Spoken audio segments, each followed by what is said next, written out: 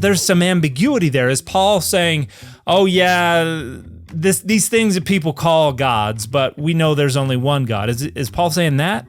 Or is Paul saying, yeah, there are these gods all over the place, but as far as we're concerned, only one God matters to us? That is what he's saying.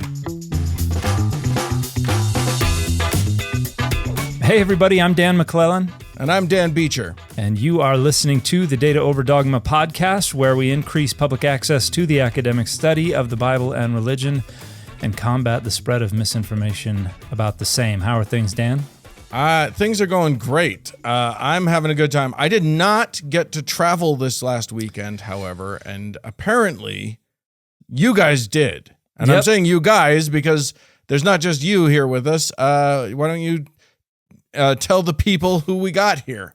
So we got the people's champ, my old friend David Burnett is joining us again. Welcome to the show, David. I think it's our first time repeat guest. Is that accurate, a returning champion. A returning, Wow. yes. So welcome to the show. Good to have you back. Thank you for your time. Thank you. Good to be back. Yeah. And the reason...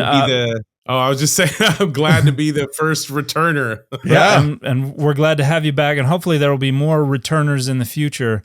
We are having you here because you and I just spent the first 3 days of the week hanging out together in lovely Providence, Rhode Island at Brown University. We were participating in a conference that we presented at as well as organized. That's correct. Yeah, and the weather was surprisingly, according to everybody who lived there, the weather was uncharacteristically nice, which was great. It was really nice. Providence is beautiful. Yeah. That was divine providence, is what that was. that you guys were given the green light from above. Yeah. To do this conference. Well, I think that has to be where they got their name from, right? That Enlightenment era notion of providence. Yeah, something like that. Now I think we've mentioned the conference before. In fact, I think, David, the last time you were here, we talked about this. The conference is called The Meanings and Ends of Monotheism, and we had said we were going to live stream it. It turned out that wasn't going to work for everybody, but we did record it, and it will be released publicly later. But we wanted to have you on the show so we could just jam a little bit about the conference. We're gonna scoop the recording. We're gonna get out in front of it and tell the people some of the cool stuff that you guys were able to talk about, and that your guests were able to talk about. So I think I'm excited to hear about it. I was gonna watch it streaming, and then it turns out that wasn't an option for me. Well, yeah, I mean, in discussions and planning the conference, this has been a long time of planning ahead of time to work out the details. And for a conference like this, it very much was a scholarly workshop, style conference. So what we wanted from the conference and the sort of aims and goals of the conference, I think we accomplished better doing it this way, which is, this is something that scholars need to workshop these ideas and work together on and get good feedback on and discussion going and work out those ideas. And then we take our papers back, and there's going to be like a 6-month process before we get papers back in for them to like make any edits they need to and all of that. And then we're going to share them with the actual conference members so that we can actually get feedback on each other's work. And then this is going to become a published volume. So having it a small, intimate, scholarly conversation to work out those ideas and really test those ideas in a highly saturated peer review environment, is really important, because if we say we believe in peer review and we say we believe in scholarship, then it needs to be done properly. And that takes a long time. And so if it's done right, it takes a long time. And so that's the nature of the beast, because like you, Dan's, I believe in accessibility. I want to work towards that in the future as well and help bring scholarship to the masses. But for it to be done with peer review and worked out and established has to become scholarship, Yeah. And so there is a critical mass of scholars who agrees with us on this, challenging the category of monotheism in the study of antiquity. And that's very much what this conference is about. I mean, the reason why we went with the name, the meanings and ends of religion, the S in ends is in parentheses. So it's a double entendre of sorts.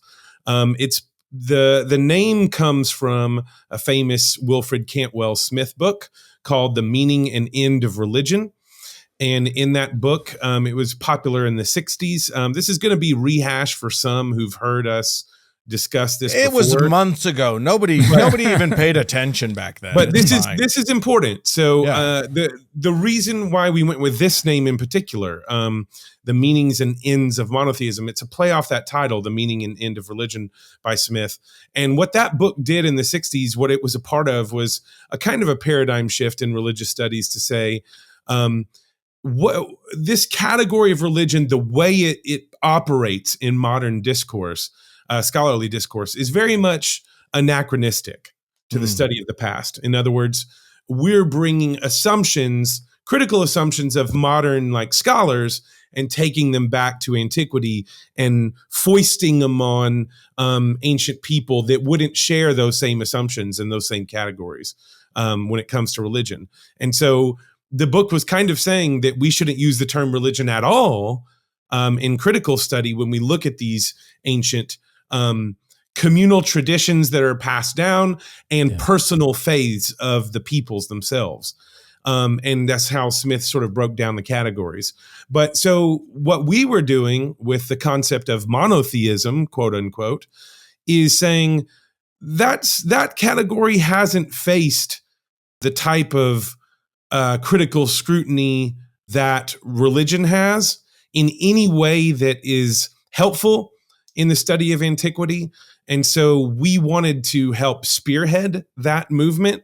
There has already been scholarship that's been critical of monotheism for some time. That is not new. But what we wanted to do was get together some of those scholars in one place, in one conference, and say, okay, let's take the gloves off, so to speak.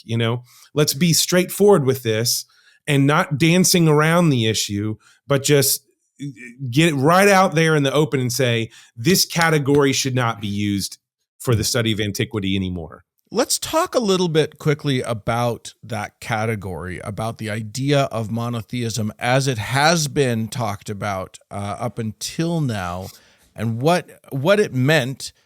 And then a little bit about why you think that is an outdated way of thinking about, the beliefs and sort of practices of antiquity.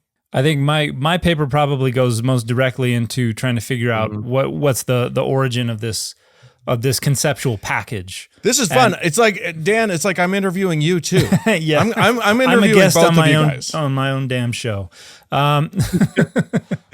So we first get the word monotheism in around 1660. A guy named Henry Moore, who's he's called a Cambridge Platonist or Platonist if you're nasty. He's one of these guys who's using Platonic philosophical frameworks to advance certain Protestant interests, particularly over and against the people who are perceived of as the enemy at the time, which included materialists like Thomas Hobbes and people that they accused of being atheists and Muslims and things like that. How dare they? What a horrible accusation to call someone an atheist. But and they were like, oh, the materialists who worship the world as the one and only God are basically worshiping no God. They're all atheists. Right. So it's pretty complex when you drill down to the bottom of it. But they're using this concept of monotheism as a value judgment and an identity marker. And what I point out is that they're not using it to mean worship of one God. Like they kind of dance around it like this is what it means, but it's like, well, what about Islam? And then it's like that's a false pretense to monotheism. They're not true monotheists because they don't believe in the same God as us. And then, like I said, the materialists, because they believe in an impersonal single deity, they're also not believing in a real God, and so they're atheists. And so basically, we're monotheists, and anybody who claims to believe in one God, if their God is too different from our God, then they don't believe in the right one God, and so they're not monotheists. So what I do in my paper is I explain 3 different ways historically that the concept of monotheism has been used. So when it was coined, and I call this Enlightenment monotheism, it was basically this idea that there's this one personal, all-powerful, supremely sovereign, omnipotent, omniscient, omnipresent God who created everything that exists apart from them out of nothing. And so one of the necessary features of Enlightenment monotheism is creation ex nihilo. Right. Which is, and like, we kind of think of this as, at least in the way I've seen it discussed, we kind of think of it as just this kind of doctrine that's there. Oh yeah, creation had to happen out of nothing. But this is huge. Anciently, when they're first debating this in the 2nd century CE, in the Enlightenment, if it's not creation out of nihilo, it's crap, as the great poet once said. But then you get in the 19th century, you get all these, like in the 18th, 19th century, that's when dictionaries were suddenly all the rage. And in Webster in 1928, I think this is the first time anyone ever defined monotheism as the belief in the existence of one sole deity. Prior to that, literally dictionaries defined monotheism as the doctrine of the Unitarians.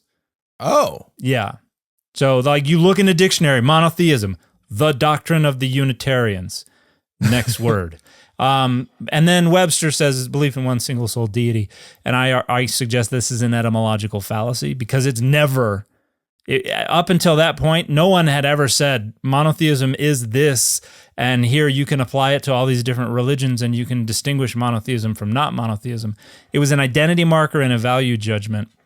And that's so weird because it does, like, the word itself just sounds so easy to do, like, to break down. It mono, one, theism, God, easy, done, out the door. And so to hear that it wasn't that is a little bit shocking, to be honest with you. And, the etymological fallacy is very, very common. People use it all the time in the 18th, 19th, 20th, 21st century.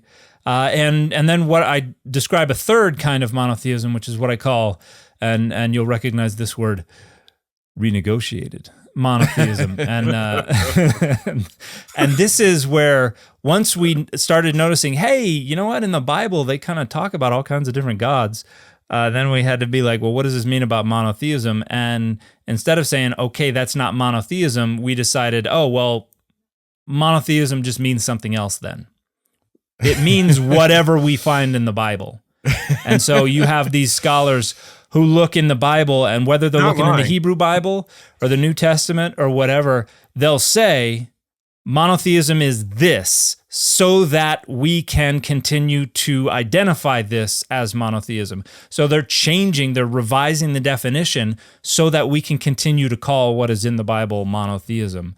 It seems to have become important in the history of, especially of Christianity, to identify the Bible with the concept of a single God, with the concept with the belief in only one God at any given time. Yeah, and in the paper I argue that a big part of this, and what I think is probably the central part of this, is that as an identity marker and a value judgment, you want ideological continuity with these people who wrote the Bible that you believe you're a part of a continuation of the same community. You're the same group. And so you want them to believe the same things that you're believing now. And so monotheism is the beating heart of Christianity for a lot of folks, particularly when they're comparing it to other things that they don't think are monotheistic. And so obviously the authors of the New Testament had to be monotheistic. And I argue that scholarship today is trying to maintain that continuity, that connection, and they're willing to just revise the concept wherever they need to go with it in order to maintain that connection. And I argue that is harmful to the academic endeavor, and that we need to acknowledge that there's not monotheism in the Bible. And if we want to argue for the utility of that framework, that analytical framework, if we want to say there's value in imposing this interpretive lens on the Bible, they should make a case for why it's valuable. We should no longer just give the benefit of the doubt. We should no longer just default to accepting the monotheism of the Bible. Exactly. And so that's the gist of my paper. And I conclude by saying, and so if anybody wants to use this framework, they first need to demonstrate that there is value to it, and that it's not just an attempt on their part to structure values and powers and boundaries and things like that. And to support a sort of dogmatic stance, right? Yeah, Isn't that what we're talking about? Is like now that word, that monotheism word, is being used to support a dogma rather than to actually, just look at what is present and take it as, on its own terms. Yeah. And as you well know, the official position of the Data Over Dogma podcast is that data goes over the dogma rather than the other way around. Right. We don't let the dogma wag the data. Yeah. I like that. That's a shirt right there. Somehow we got to turn that into a shirt. Don't let the dogma wag the data. Something. So David, what was it? Talk about what your paper, did you give a paper also? I gave a paper too. Yeah. What was your paper about specifically? Yeah. My paper was sort of a revised version of a paper I gave a couple years ago. Me and Dan were in a section at SBL, in the deuterocanonical and cognate literature section. I'm just going to jump in and mention that SBL is the Society for Biblical Literature. Yes. You're talking about the Society of Biblical Literature. Yep. Their yearly conference. Years ago at the Society of Biblical Literature, me and Dan gave similar papers to the ones we gave now. But the paper I did then is the paper I developed for this conference, which was called Virtuous Gods or Deserving of Death, conflicting early Jewish postures towards the gods within ancient Mediterranean paganism. And so what I was trying to argue there, just briefly, is that when you look at a somewhat representative spectrum of early Jewish literature, so when I say early Judaism, I mean the Judaism of the Second Temple period, which is anywhere spanning back as far as 6th century BCE to like 1st century CE, the end of 1st century CE after the destruction of the temple. So generally speaking, when we look at early Jewish literature, we can find a spectrum of different postures towards the gods that are active in ancient Mediterranean world, and they largely vary. But when you look at these varying postures towards the gods, none of them, not even on either pole. So on one pole, you'll have someone like Philo of Alexandria saying things like, talking about the gods from sort of the Deuteronomic vision of the cosmos, where you have the gods apportioned over the nations that we have happening at the Tower of Babel scene. Right. So in commentary on that text in Philo, in the context of like Platonic philosophical discourse about the scala natura, the scaled nature, the hierarchy of the cosmos, he comments on this text saying, "Yeah, those gods of the nations, those celestial bodies that Deuteronomy says is God, yeah, they're gods, they're rulers that are appointed over the Father of all. Though they are not the sole cause of everything themselves." And in this sort of critique of some Greek beliefs about the causation of all events to the celestial bodies, Philo critiques this and says, no, they're gods, yep, but they are copying the rule. They're doing mimesis. They're imitating the rule of the Father of all. And this is standard fare in Platonic cosmology of the day, of, an ordered cosmos, everyone playing their part, keeping this perfect harmony thing. Well, Philo's on board and is like, and matter of fact, he goes as far to say that these gods, even though because they're rulers, like delegates under the Father of all, that makes them liable to correction because they're not the Father of all. They're not the head guy. Right. But so he says they're liable to correction, but he says because of their virtue, they're never destined to undergo it. Okay. So this idea that Philo is not an apocalypticist, right? I think I talked about this last time. Is there's no sense in which he sees some final end of days where the gods need to be judged and killed. There's none of that. Right. Okay. The gods aren't the issue. For Philo, he's sort of lampooning the Greeks who say that they're autocratic gods. He literally calls them that. He says, for the Greeks who say they're autocratic powers, they're wrong. They rule under the Father of all. So at no time in Philo, anywhere, does he negate the gods' existence, their agency, their rule that's delegated to them under the God of all, their regular place in ordering the cosmic government of sorts. All of that's very real, but they're virtuous for him. Right. But then if you fast forward on the other side and you go to Paul, this is totally opposite end of the spectrum here. Paul will use the exact same terms for the gods of the nations that from the Septuagint, from the Greek translations of the Jewish Bible, and commenting on same texts in a very different context, very different rhetorical goals, very different things taking place. These are epistles to specific communities, and he's an apocalypticist. So the context couldn't be more different. Right. But what's interesting is when those texts come up, they all affirm that those gods are in fact real and are in fact agents in the world.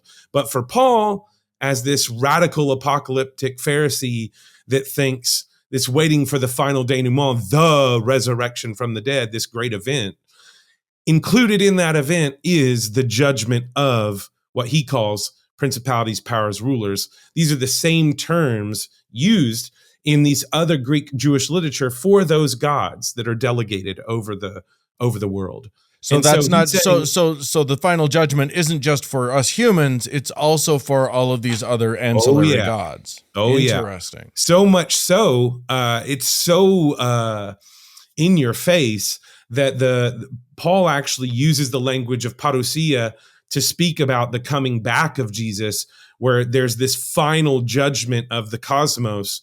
And he even includes the holy ones, he calls them, his fellow believers in Jesus who have received the pneuma from heaven, this heavenly spirit of the gods, so to speak. But it's the spirit of the high God, the most high God, that the Messiah himself shares. So that links them in some weird mystic cosmic way to them. And he says that you all are going to participate in this. Don't you know you're going to judge the cosmos? Don't you know you're going to judge the angels? Surprise. So that's part of their role. They're in the big judgment divine court scene at the end, and they're issued their judgment that they're going out the door, So that is a totally different picture than Philo. I mean, Paul would look like the crazy apocalypticist with the sign on the corner, right? The end is nigh, where Philo is sort of like the urbane, sophisticate philosopher, So you couldn't get more opposite in terms of the views of the gods. But here's the point. Even if you consider these radically different poles of postures towards these deities in their own lived context, in their own lived religious context, you're not going to find anything remotely close to anything we could call monotheistic, right? In the way that term is generically employed today. And what I did say on top of that is, when you consider all of the nuances that get added to this term in contemporary scholarship on early Judaism and Christian origins in particular. It dies the death of 1,000 qualifications. Because like Dan said, once that definition has shifted, some might say, oh, well, yeah, but in scholarship, it hasn't shifted, by ancient Jewish monotheism, or like an evolution of early Jewish monotheism into these Christological monotheism, whatever the heck that means. That these terms get employed all the time, but you have to qualify them all day long. And in every text you reference, there's always other divine powers everywhere. Isn't there even a problem with just saying Christological monotheism, in the sense that, like, if Christ is a God or is part of a Godhead, that's plural, right? Yeah. Now suddenly we have a plural God in Christ and his God Father. Well, and it manifests the problem, which is that monotheism isn't the rule that we're holding up. Monotheism is just an identity marker and a value judgment, and we will just massage it into whatever context we need that value judgment and that identity marker, whether it means inclusive monotheism, exclusive monotheism, ethical monotheism, Christological monotheism, first century Jewish monotheism, whatever we need it to be. If we need monotheism to be there, it's going to be there one way or another. Right. And this is what happens here. Like Dan put it beautifully just then. It's like what tends to happen, these huge anachronisms take place in just a couple of sentences. I mean, people can bring entire categories that take hundreds of years to met out, to develop. And they'll just say, oh yeah, here it is. Look at this text. Doesn't this kind of sound like something that one day will become this? So it must be this, And it's like, whoa, hold up. I mean, you take 1 Corinthians 15 is a great example of this. If, a lot of the talk about Christological monotheism and things like this, when around the New Testament, all the EHCC folk use this language. This is the early high Christology club. Oh, okay. There's like a little club of scholars, that talk about this. The idea that Jesus didn't slowly develop into being God, but immediately was right understood as God. That's right. First generation, right off the bat, everyone thinks that. Mutation. That's right. Heroes on the half shell, Christology. It was. But notice the nuances here. Notice the nuances. It's not a mutation of monotheism. Well, there's already this ancient Jewish monotheism where you have, okay, sure, there's these other gods, but they're created. See, there's only one creator, even though some of these Jewish texts in the Second Temple period didn't get the memo about creatio ex nihilo. They didn't get it, because they're like, oh yeah, the powers and the rulers, they're involved in ordering the world too, and bringing it about and setting it in order. And it's like, I remember reading these texts in like my early master's degree, like, wait, what? Why are these powers involved in creation? Well, I thought God was the only one doing all this stuff, Yeah. And even Jesus is like that. It's right. A lot of people misunderstand. It's created through Jesus or something like that. Jesus did the creating. Which technically would be a Tuesday in the ancient Mediterranean, really. Yeah. I mean, because you have powers that Yahweh himself uses in these early Jewish texts to do all kinds of stuff in creation. I mean, wisdom as an entity that creates for God is there in Proverbs 8. And the early Christology folks that know that category is already well developed in Second Temple period. But anyways, the point is that we want to like sort of wipe all the anachronism off the table and say, let's just engage this literature and be critical about the use, the employment of this category. And a great paper that piggybacked right off of what Dan was talking about was towards the beginning by an amazing scholar, Deborah Scoggins Ballantyne, wonderful scholar, also of Brown, who teaches at Rutgers. She did a paper called Translating Monotheism, How a Lens of Monotheism Impacts Translation. And oh man, it just knocked out of the park exactly what Dan was saying about these the first paper of the conference. Yeah, as the first paper of the conference. Talk about a way to start, But she knocked it out of the park with this concept of saying, look, when you have this developed category of monotheism already, where you assume that's what this religion is, that's what it's in the Bible, it's exactly what Dan was saying. Like, this is already monotheistic. When you go back to try to translate these texts, there's so much psychological influence over translation choices in very weird texts that don't fit any of those categories. Yeah. And so you see, and she shows like multiple translations, English translations and ancient translations, how this happens, how at different times when you have theological development and this lens of monotheism developed, it's influencing all kinds of translation choices. And you can see it. I mean, it's really obvious to historians and translators when you're made aware of it. Problem is, there are so many interpreters that probably weren't even aware that those lenses are already fully developed. Right. And so you couldn't imagine seeing it any other way, if you're just, does a fish know it's in water, right? Yeah. Right. So this is why a conference like this is so important, is like, we have to try to take these lenses off and be critical with the data and look at it and say, wait a minute, does any of this fit? Can you guys provide an example? Maybe the professor that you just named, I didn't catch her. Deborah Scoggins Ballantyne. Yeah, can you provide? Maybe she provided an example of of a scripture that has been traditionally translated one way, but would be better translated in another way if we sort of cast off the monotheism lens. Can you think of a specific example of that? Well, the one that she talks about in her paper was when Jacob and Laban are parting ways, and this is Genesis. 31:53. 31:50. Okay, 31:53, and I'm pulling it up right in front of you. But basically, they're both going to swear their oaths. And so the NRSV says it this way: "May the God of Abraham and the God of Nahor judge between us." So Jacob swore by the fear of his father Isaac, and Jacob offered a sacrifice on the height, called his kinfolk to eat the bread. Blah blah blah. And so the question here is, and there is a part. It looks like the NRSV. Yeah, the NRSV takes out the reading that she's talking about.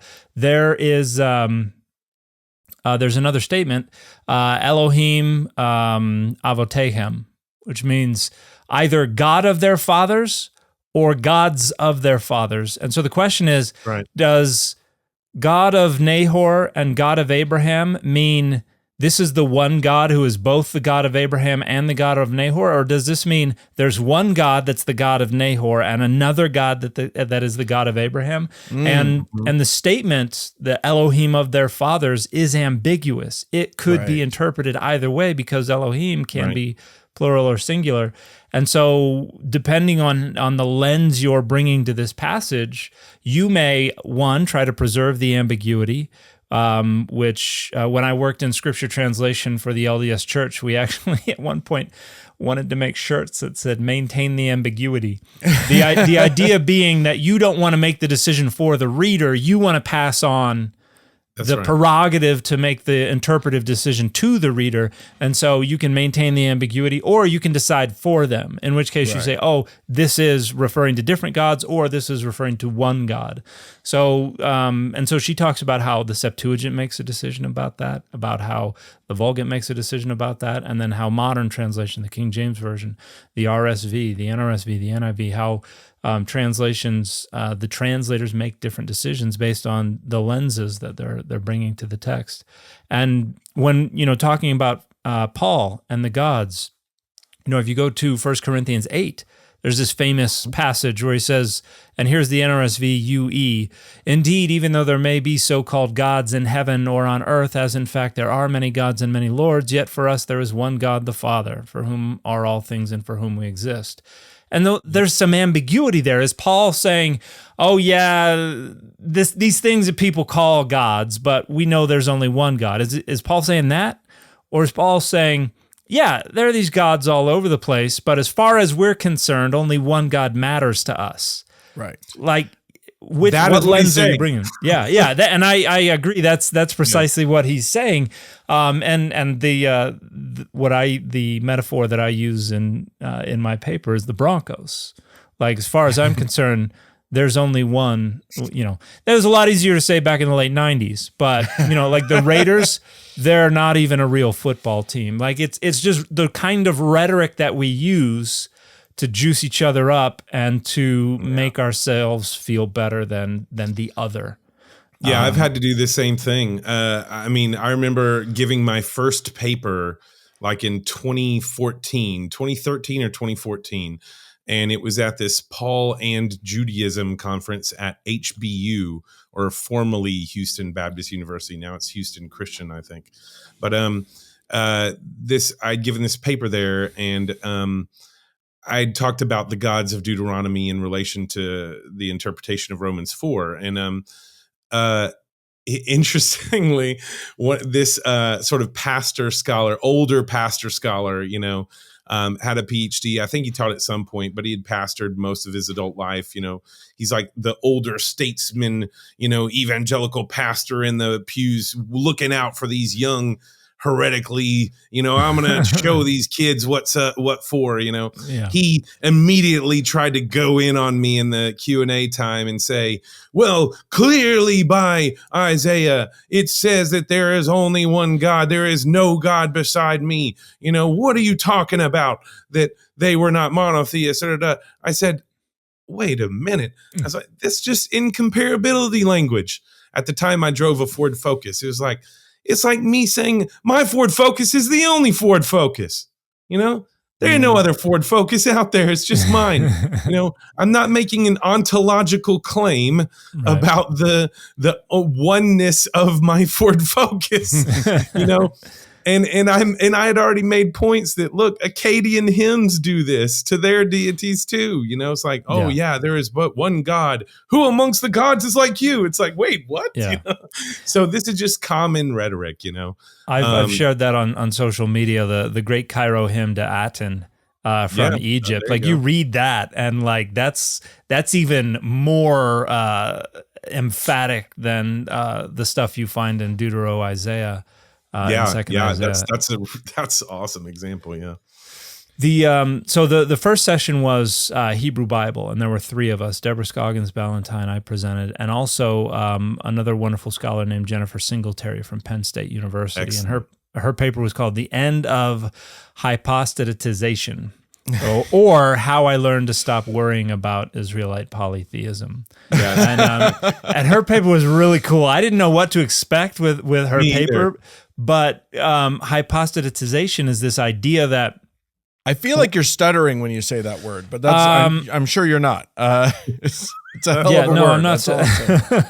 And that was something that she kept saying. She's like, I had to practice pronouncing all the words over and over again. But this idea of a hypostasis is, I don't know if it originates in Christological scholarship, or it probably comes from. That's where it becomes a dominant category. Yeah. It's in the early Christological debates about a hypostasis of God that's still part of the one God, but it develops into this language of personhood in the counselor debates on Christology. But what happens is hypostasis then, because the Bible is. Now we have Christendom. We everyone's Orthodox Christian. You have the Orthodox readings of the Bible. So if you have any weird, God looking stuff back here, that's a hypostasis. That's just that's not a separate God, right? I still don't understand what one God. What this is a fancy Greek word that means substance.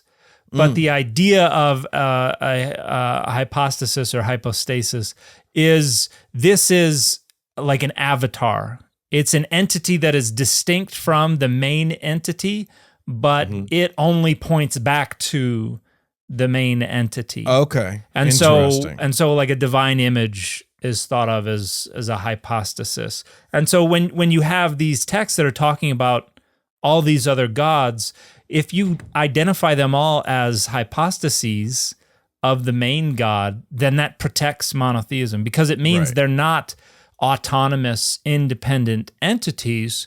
They're just the avatars of the main God. And her paper Which feels problematic considering that they fight each other. But okay. well, yeah, it's highly problematic. Go ahead, David.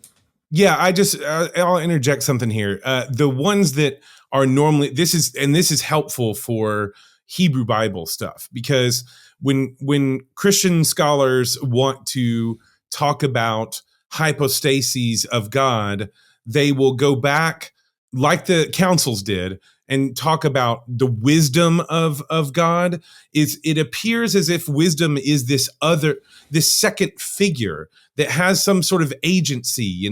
It's described as if wisdom gets to create. Wisdom gets to play a role, but it's still the wisdom of God. So it's sort of personified. So is it an agent in and of itself, or is it just part of God? And so that's what we mean by, well, it's a hypostasis. It's like it's part of God, but it just appears as a separate agent. And so the name of God is another very important one in the Hebrew Bible. That was very important all through early Judaism. This onomonology, this idea that the name has presence. It signifies presence. So you build a temple. Yahweh says, you build a temple for my name. The tabernacles where my name will dwell there. Yeah, and it's a real presence of the deity is there. Right. The Shekinah can be called the name. The glory of God. The kavod is often another one too. The glory of God. So these are all like hypostases. These are like, it appears like they're a second figure, but they're part of the one God. Okay. And so that discourse dominates a lot of scholarship because they impose it on much more ancient Israelite stuff because they need it to be there. And it functions as an explanation that cuts off any further interrogation, because it's like there's some kind of relationship there, boom, hypostasis. And that means we're done talking about the relationship, because we've already presupposed that whatever that relationship is, it is subsumed within our understanding, which is again based on Christological stuff. And so it's basically just a way of shellacking everything over with Christology so that we don't complicate things any further, which was really one of the main things I was trying to do in my book, was show, hey, we can actually explain why people are thinking of these things this way, but it complicates Christology to do that. But she brought up some wonderful examples from Kuntilat Ajrud, some of the inscriptions there, where it refers to El, it refers to Adonai, it refers to Baal, and she complicates the assumption that these all must be hypostases of Adonai, and then talks about some really cool inscriptions from Elephantini. Fascinating. Yeah, there was a Jewish garrison that was stationed there at the end of the 5th and the beginning of the 4th centuries BCE, and they had a temple there. And like it was destroyed by the locals. And the governor there was like, yeah, you can rebuild your temple, but no animal sacrifices, only fruits and vegetables and stuff like that. And they have references to a variety of different deities there. And so who are sometimes just dismissed as hypostases. Also a phenomenal paper. Her paper is great. Yeah. And then, David, your section, Second Temple Judaism and Christian Origins, was the longer. We had 4 in there, didn't we? That was 4. It was separated by a break. Yep. Yeah. And so Emma Wasserman went right before you, and you could probably talk about her paper better than I can, because you're a little more closely related to what she's doing. Yeah. Well, her paper was called Pantheon, Polemics, and intellectual pressures, reconsidering Paul's pneuma. She left off the pneuma part for this paper and sort of restructured it a bit. But she was mainly talking about from a host of texts and comparing it to sort of the common intellectual context in philosophy in the Greco-Roman world, to say that Paul believed in a pantheon, very similar to the way the Greeks did. So it's this structured power. Think of like a pyramid or a hierarchy, a scala natura, as they call it, that I was talking about earlier, like a scaled hierarchy. And that this is ubiquitous. You're talking about multi-level marketing. Yeah. Yeah. Yeah. You got the CEO at the top, but you got to have your sort of deity downlines. Otherwise, what Emma's an incredible scholar because she has this encyclopedic knowledge of ancient philosophy. I tell you what, I am so jealous of those Stanley Stowers students, because her and Robin Faith Walsh and others, Stephen Young, these guys know Greek philosophy backwards and forwards. They are great. And I'm so glad to have them because I have a ton to learn from her still. But she masterfully showed that, like, look, these pantheons, Paul's pantheon is actually no different in like structure, in the way that it's imagined in tiers. And there's all kinds of like discourse and rhetoric around that and navigating that, but everyone is sort of on that page, you know? And so it's not, it's more of, I think she talked about anxieties about affinity, like the likeness.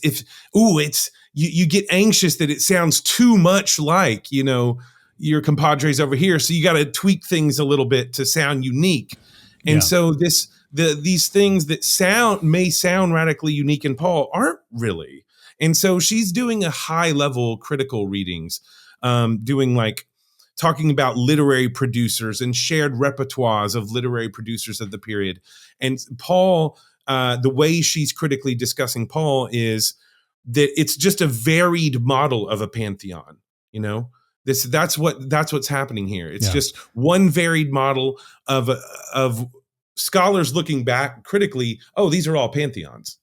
That's all this is. Yeah. And so the way she talks about these literary producers in that context has much more to do about anxieties towards affinities with others. You know, to have some unique voice, to have you're a religious expert, in the words of Heidi Weint.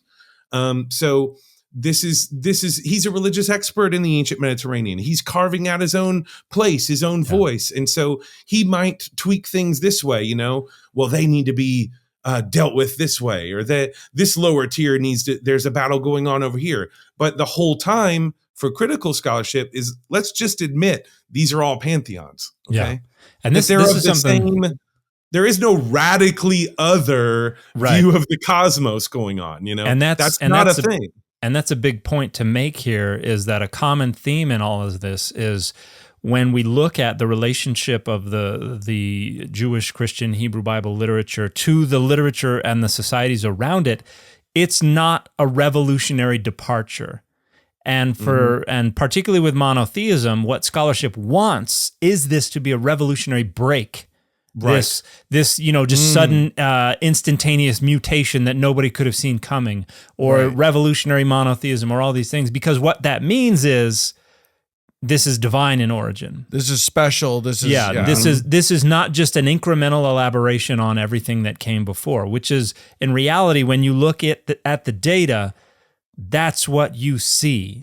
They're not departing wildly from what's going on around them. They're just saying short, small, little deviations from what's going on around them. And so I think that's one of the important things that this conference is going to show, is that there is not this radical revolutionary departure, but it is carrying on very similar traditions, just incrementally elaborating on them. I think it's one of the things that's that I think would be surprising to most people. I think a lot of people would be more comfortable admitting an idea of polytheism in in sort of in Hebrew Bible times, in Old Testament times, and less comfortable with that being a part of New Testament, Pauline beliefs. And I think that's the part that I think is the big revelation from what I'm understanding from you guys is that, like,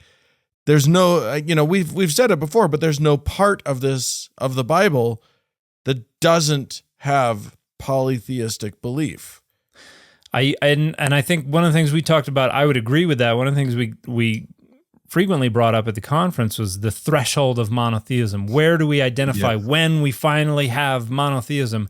And if you go back 150 years in scholarship, it's like, oh, Abraham was the first monotheist. And then a couple generations later, Moses was the first monotheist. Then a couple generations later, Deutero-Isaiah is the first monotheist. And so our generation is coming on what I hope is the tail end of the era of Deutero-Isaiah. They're constantly trying to hold that threshold against the data and say, no, we have it by this time. And we're in addition to just blasting past Deutero-Isaiah, we're blasting past the New Testament also. We're not waiting for that era. We're saying, no, it's not in Deutero-Isaiah. It's not in the Greco-Roman period literature. It's not even in the New Testament. And I think that's going to be another important contribution of this volume is we're going to point out, the question of where the threshold is the wrong question to begin with. But two, it's definitely not anywhere in the Bible. And I think Paula Fredrickson, who has the paper after yours, did a wonderful job of talking about her frustrations with the use of the framework of monotheism and its abuse in light of the fact that it's just not identifiable anywhere in the Bible, including in the New Testament and even within early Christianity. 100%. Yeah. I think it's funny that when you mentioned, like, the pushing forward of this threshold, like, I am no Bible scholar. I am no expert in the Bible, but even I look at Moses and I'm like, you guys remember in the story of Moses that, like, the bad guys had gods that had powers too, right? Like, that's just right there in the story. Yeah. It's I don't right know. there. Like, how could you possibly, like, that's about as obvious a thing as I can imagine. And so the fact that what it speaks to my mind is how important it was to these scholars to maintain this dogma of monotheism. Yeah. We all saw Steve Martin and Martin Short throw their staffs down and they became snakes. And in fact, somebody brought up that this generation is a generation that was raised thinking about the story of the Exodus based on the Prince of Egypt. That's Prince of Egypt. That's the lens so many come to it through. And in fact, I've heard people argue, well, Moses' brother gave him his ring, and it's like, that's the Prince of Egypt. That's from a cartoon. That's not from the Bible. Yeah. And Whitney Houston is impeccable in the soundtrack, but that's not the text of the Bible. With Paula's paper, just real quick, for Paula, what else can you say that she has not already said many, many times about monotheism? And she basically was saying that, her article, Philo, Herod, Paul, and the Many Gods of Ancient Jewish Monotheism is a masterpiece. That's Harvard Theological Review from HTR, like a year or two ago. Yeah. Just excellent piece. But lots of the points that she's made before, but she's been going after for a very long time the AEHCC types that use language like Jewish biblical monotheism, that ancient, talking about New Testament authors and saying, oh, they're using Jewish biblical monotheism, and they'll talk about, well, faithful Jews, who read their Bible, will use this, will be monotheists. And it's just like, every time you hear this, it's like the Christian exceptionalism is whoa, it's wow. It's like, oh my goodness.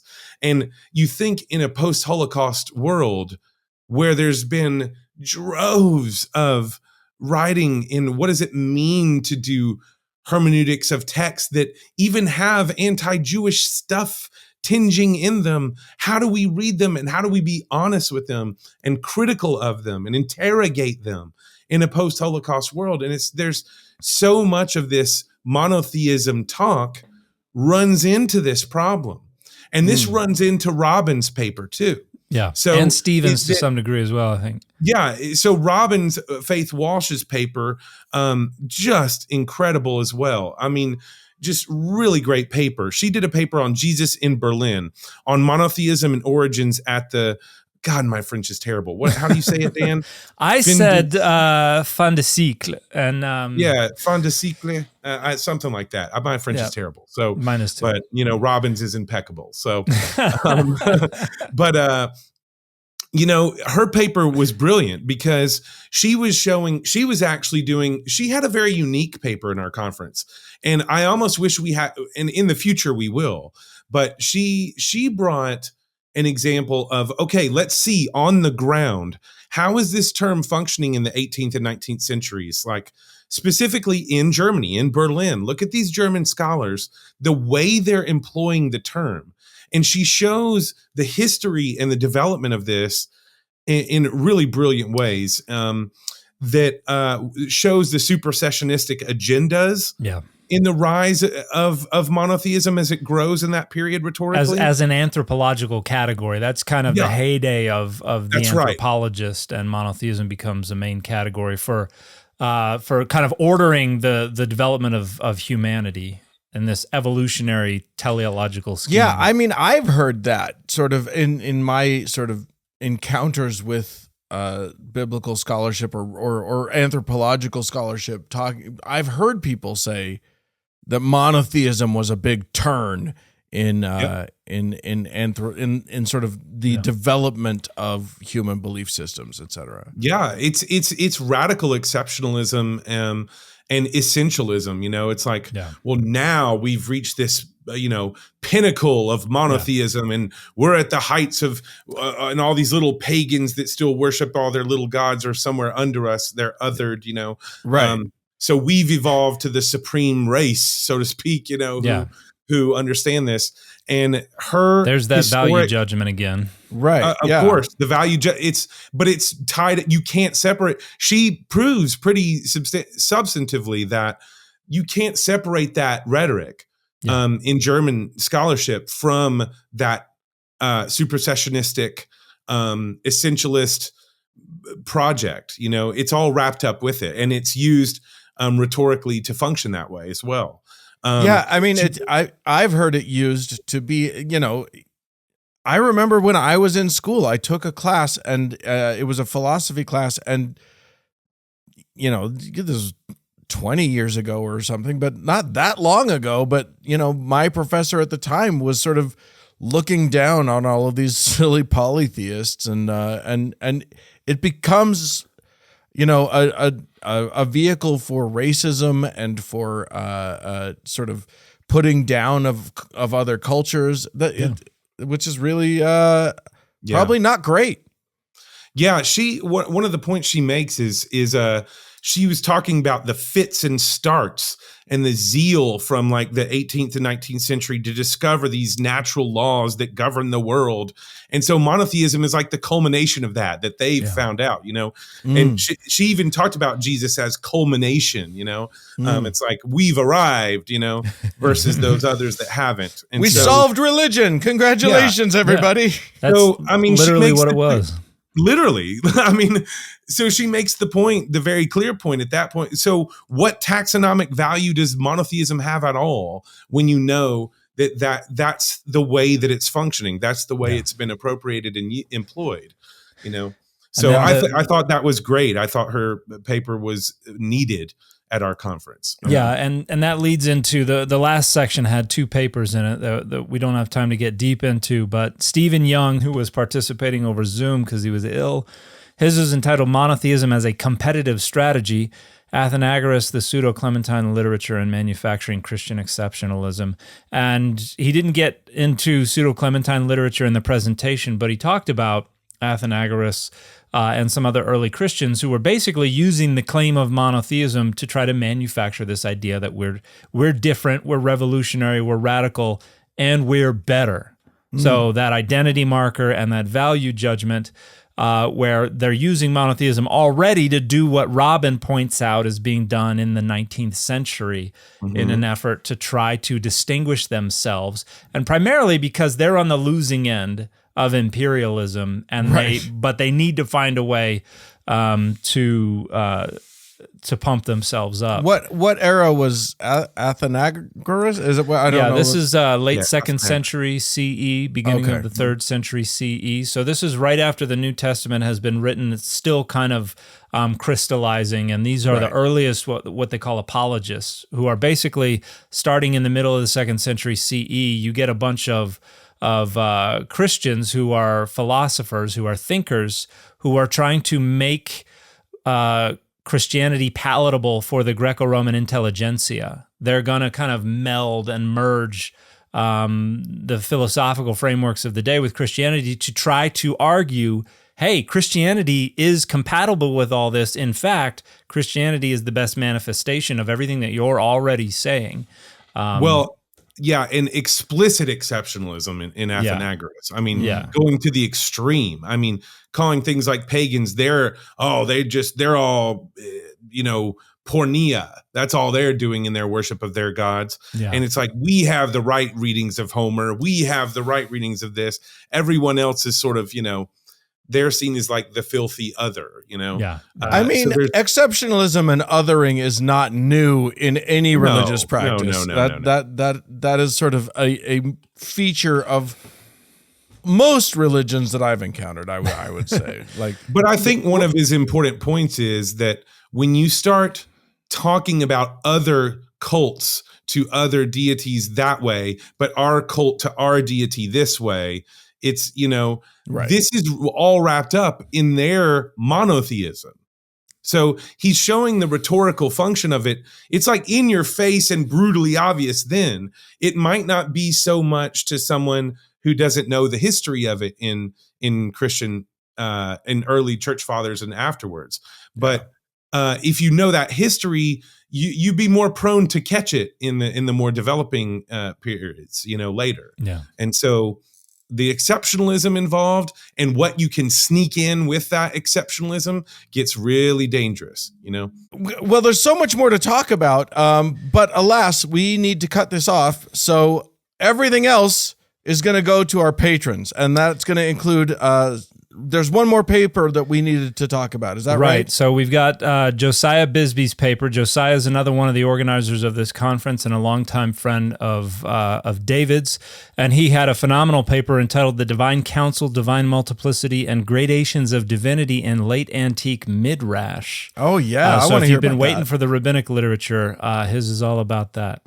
Epic. Nice. And I also want to talk about sort of situating all of this that we've been talking about within sort of modern scholarship and sort of get if you guys have, you're not allowed to answer this now, but if you have a shakedown of where modern scholarship is with all of this, I'd love to talk about it. But that's for our patrons only, I'm afraid. If you become a $10 a month patron, all of the after parties are available on Patreon. You can go to patreon.com/Data Over Dogma. You can also join at the $5 a month level and receive an early and ad-free version of every show. So we encourage you to do that if that's appealing to you. If you want to reach out to us, contact at dataoverdogmapod.com is the address. David, thank you so much for joining us. We really appreciate it. It's my pleasure, guys. And we will talk to you all again next week. Bye, everybody.